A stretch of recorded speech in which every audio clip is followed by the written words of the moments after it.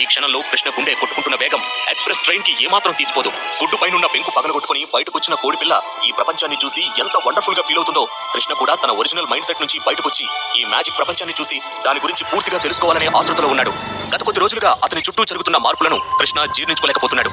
కానీ మన ఎక్స్పెక్టేషన్స్ కి, మన ఆలోచనలకి మించి ఈ ప్రపంచంలో కొన్ని గొప్ప చేంజెస్ జరుగుతాయని రియలైజ్ అయ్యాడు. వన్స్ ఆ రియలైజేషన్ రాగానే అతనికి తెలియకుండానే మనసులో ఏదో గొప్ప ఆనందం కలిగింది.